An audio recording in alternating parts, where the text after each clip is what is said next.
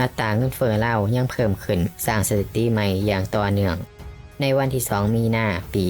2023 ศูนย์สถิติแห่งชาติภายใต้กระทรวงแผนการและการลงทุนของสปป.ลาวรายงานว่าอัตราเงินเฟ้อลาวประจำเดือนกุมภาพันธ์ปี 2023 ได้ปรับตัวจาก 40.3% ในเดือนมังกรปี 2023 เพิ่มขึ้นมาเป็น 41.26% ในเดือนกุมภาพันธ์ปี 2023 เมื่อเทียบกับช่วงเดียวกันของปีที่ผ่านมาสำหรับสาเหตุปัจจัยที่เฮ็ดให้อัตราเงินเฟ้อลาวประจำเดือนกุมภาพันธ์ปี 2023 ปรับตัวเพิ่มสูงขึ้นในรายงานของศูนย์สถิติแห่งชาติบ่ได้ระบุถึงสาเหตุปัจจัยที่เฮ็ดให้อัตราเงินเฟ้อลาวเพิ่มสูงขึ้นแต่มีการคาดการณ์ว่าในเดือนมีนาปี 2023 อัตราเงินเฟ้อลาวจะมีการเปลี่ยนแปลงบ่แตกต่างจากเดือนกุมภาพันธ์ปี 2023 นี้สำหรับหมวดสินค้าที่มีผลต่อการเพิ่มขึ้นของอัตราเงินเฟ้อลาวประจำเดือนกุมภาพันธ์ปี 2023 หลายที่สุด5อันดับแม่นประกอบมีอันดับ 1 หมวดอาหารและเครื่องดื่มที่บ่มีแอลกอฮอล์ราคาปรับเพิ่มขึ้น 49.33% อันดับ 2 หมวดคมนาคมขนส่งราคาเพิ่มขึ้น 47.42% อันดับ 3 หมวดสุขภาพและยาราคาเพิ่มขึ้น 42.4%อันดับ 4 ห้างอาหารโรงแรมที่พักราคาเพิ่มขึ้น 36.23% อันดับ 5 หมวดเครื่องใช้ในครัวเรือนราคาเพิ่มขึ้น 35.4%ส่วนตัวอย่างสินค้าจำเป็นที่ใส่ในชีวิตประจำวันมีการปรับราคาเพิ่มขึ้นแม่นประกอบมีอันดับ 1 น้ำมันพืชราคาปรับเพิ่มขึ้น 80.6% เมื่อเทียบกับช่วงเดียวกันของปีที่ผ่านมา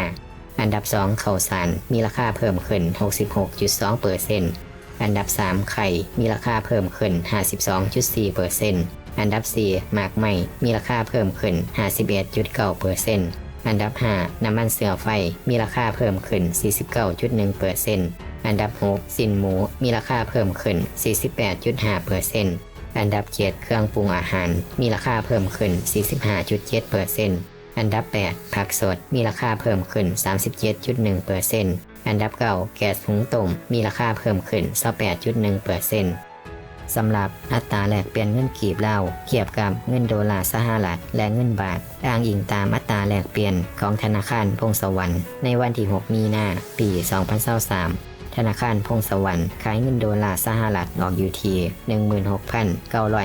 16,956 กีบต่อ1ดอลลาร์สหรัฐเงินกีบบอนขาลงแล้ว 48.1%ส่วนเงินบาทไทยธนาคารพงศวรรค์ขายเงินบาทไทยออกอยู่ที่ 500.35 กีบต่อ1บาทอ่อนค่าลงแล้ว 41.7% เมื่อเทียบกับช่วงเดียวกันของปี 2022ส่วนราคาน้ำมันเสือไฟอยู่ในสปป.ลาวอ้างอิงราคาขายในวันที่ 7 มีนาปี 2023น้ำมันแอร์ซังพิเศษหรือน้ำมันเบนซินพิเศษอยู่นครหลวงเวียงจันทน์ราคาขายหน้าปั๊มอยู่ที่ 25,770 กีบต่อ1ลิตรน้ำมันแอร์ซังธรรมดาหรือน้ำมันเบนซินธรรมดาอยู่นครหลวงเวียงจันทน์ราคาขายหน้าปั๊มอยู่ที่ 2390 กีบต่อ1ลิตรและน้ำมันก๊าซส่วนหรือน้ำมันดีเซลราคาขายหน้าปั๊มอยู่นครหลวงเวียงจันทน์อยู่ที่ 18,140 กีบต่อ1ลิตร